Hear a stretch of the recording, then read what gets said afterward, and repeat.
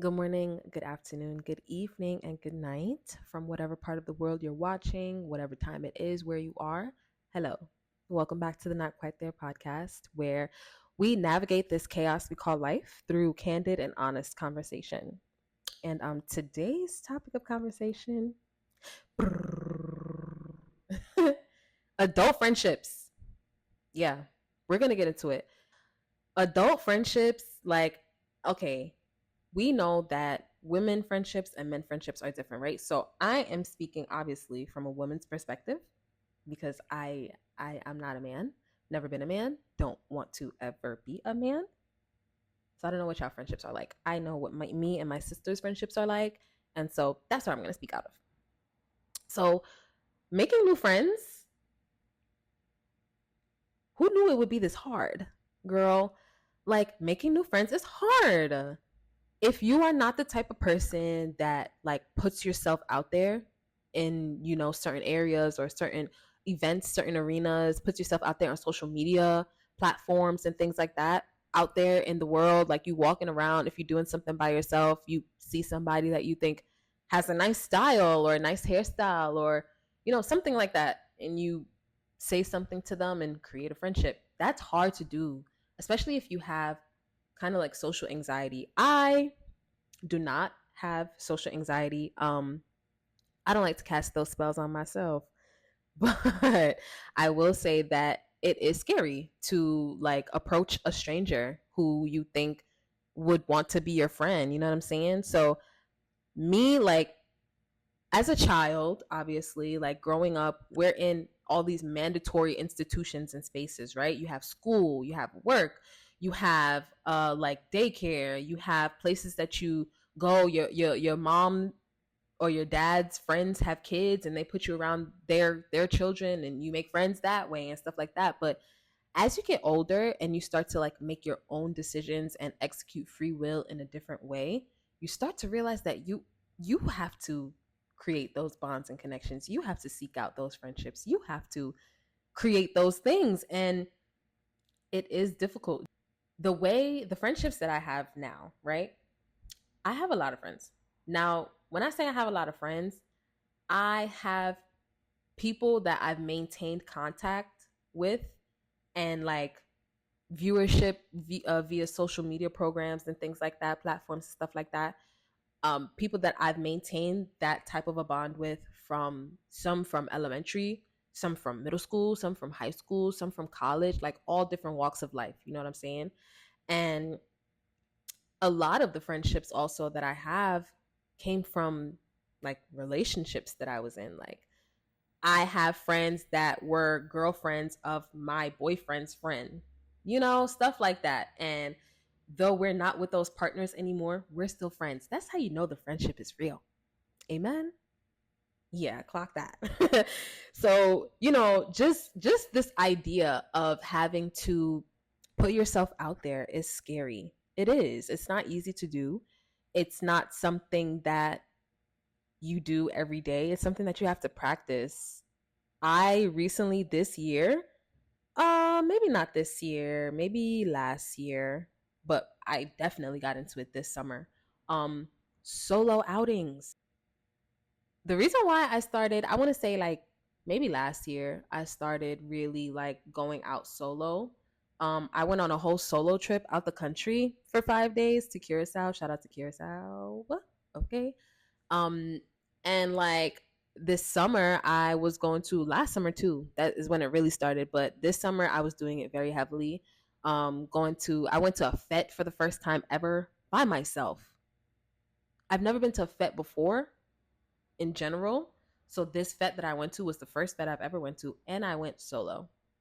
Very fun, very fun. I go to parties by myself. I go eat by myself. I take myself to the movies solo. Like I go get my nails done by myself. Like I do everything, but I not everything, but most things by myself. And it's because I want to feel comfortable in my solitude around other people. Like there's that feeling, sometimes when you go out by yourself and you feel like people looking at you, staring at you, like, damn, she don't got no friends.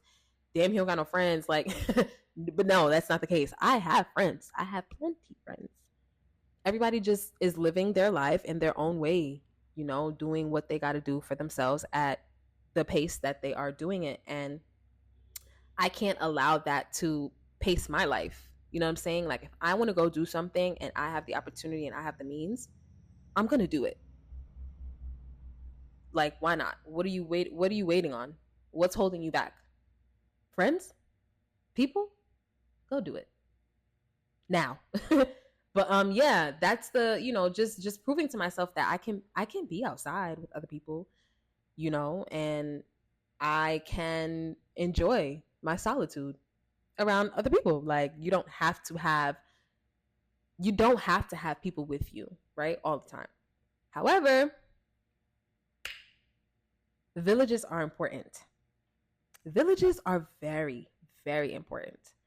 And it takes a lot of work to maintain a village. Now, I'm gonna get a little vulnerable, a little transparent with y'all. This past, I forgot when this happened. It had to be maybe July. Um, I had to have like a really serious conversation with my group of friends. I'm gonna speak to you briefly. I'm gonna tell you briefly what the conversation was about. It was mainly about like me feeling included, because I basically came into a group of friends. They were all friends since, I want to say, maybe like middle school, high school. And that's almost 10 years ago. 10 to 14 years ago, you feel me? So to enter a group, a strong ass circle of girls, it's a little like awkward kind of sometimes. And you may feel, or I started to feel, out of place. I'm going to speak from a personal place.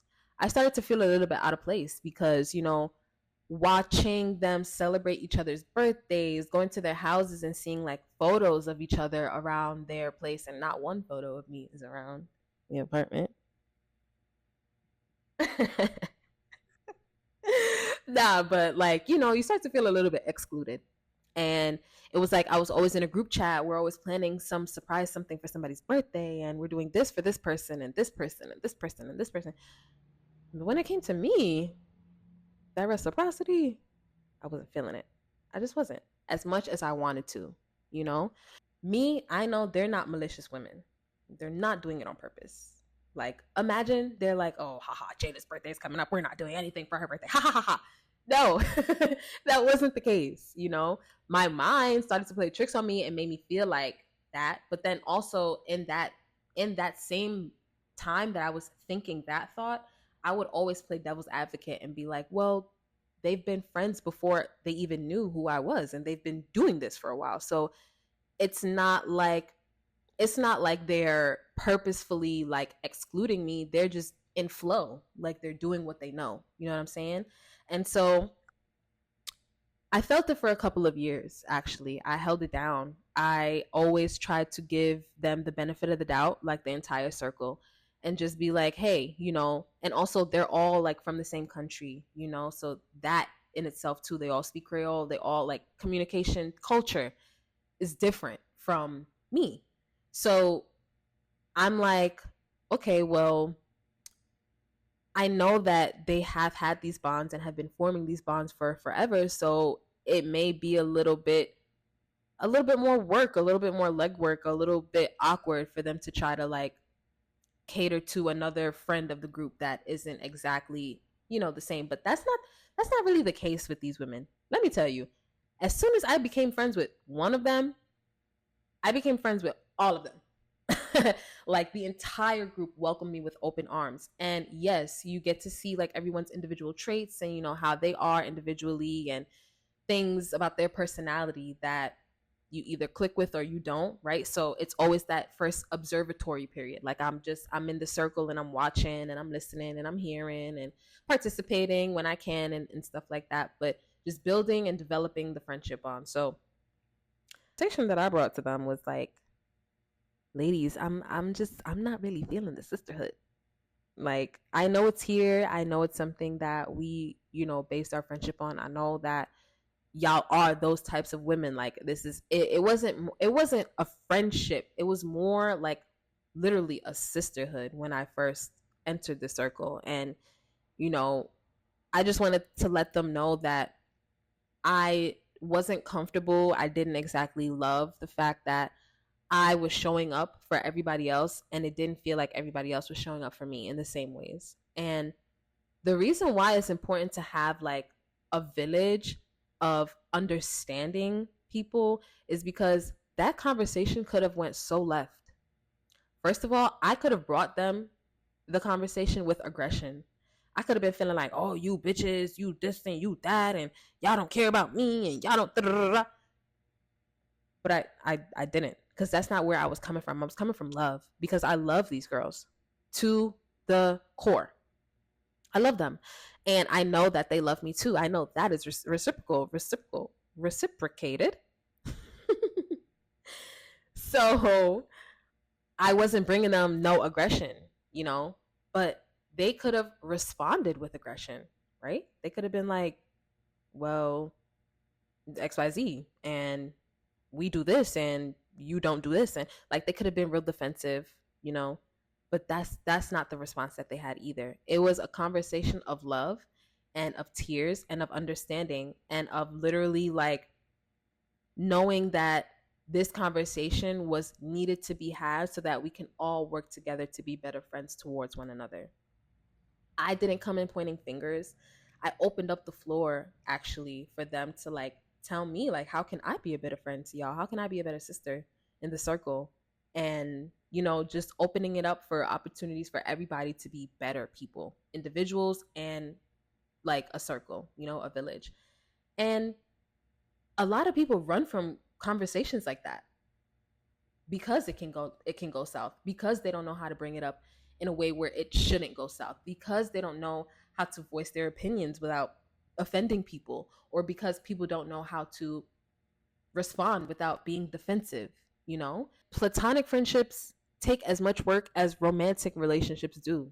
Like, you sat there and you forgave that man or that girl for doing XYZ. You forgave her. Y'all had this conversation. She said, I'm sorry. He said, I'm sorry. And you just, okay. You be falling down on your knees for less. It takes work. It takes work.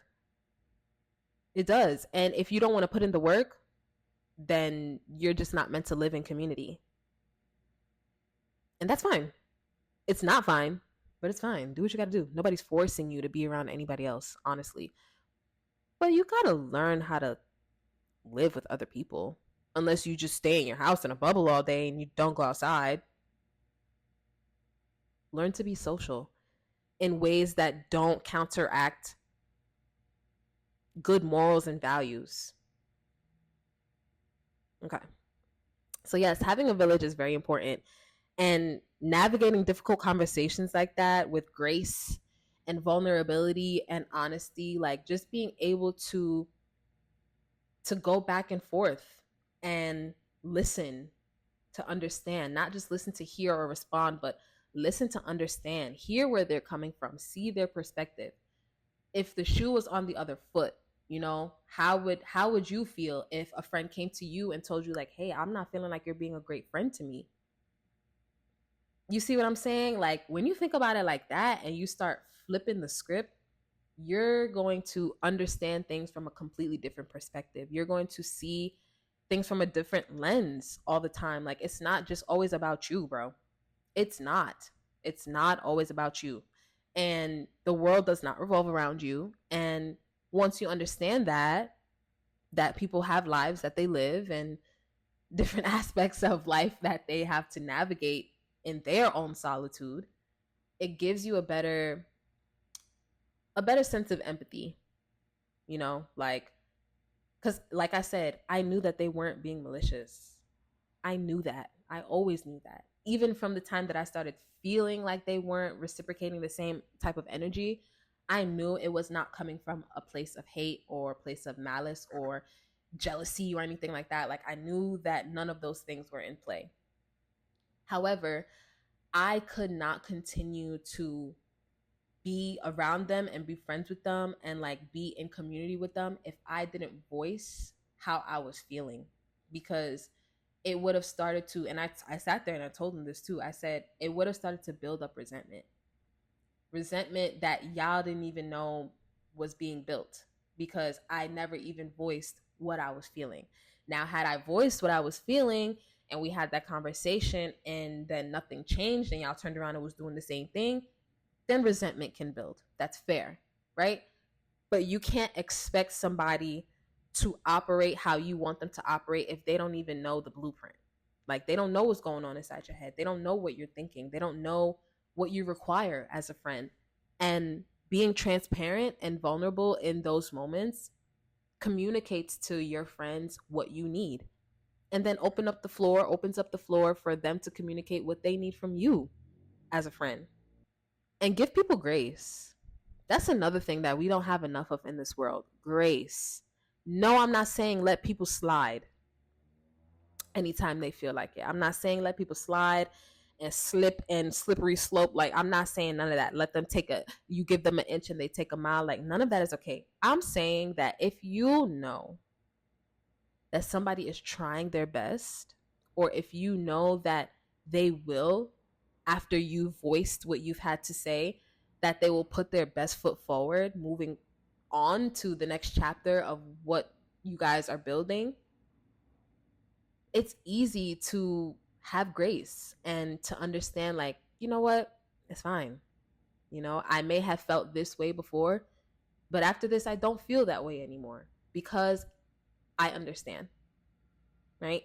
And it's important for us to learn how to navigate these difficult conversations with friends, because we're so used to either not having the conversation. Me personally, and I told them this too, I'm like, y'all know me. I'm queen, cut them off. I don't care. No explanation, no reasoning, no, I cut them off. Why? Because it makes me feel better. Out of sight, out of mind. I don't, if I don't want to deal with it, I don't have to. And I'm not going to. It's very simple. So I do that in friendships, I do that in relationships, sorry to say. But like, I told them, I'm like, y'all know, I could have easily just left the group chat. I could have been on some, nah, F y'all, like, I'm not doing this with y'all. I don't even want to talk about it. Like, I could have been on that type of timing, because usually I am. But I'm working on myself. And I'm working on being in community with others. And I'm working on understanding where people come from and why they do the things they do, why they say the things they say, why they operate the way that they operate, and having grace. Because even though you may not be there, you can understand what it is to be there, or what it's like to be there. So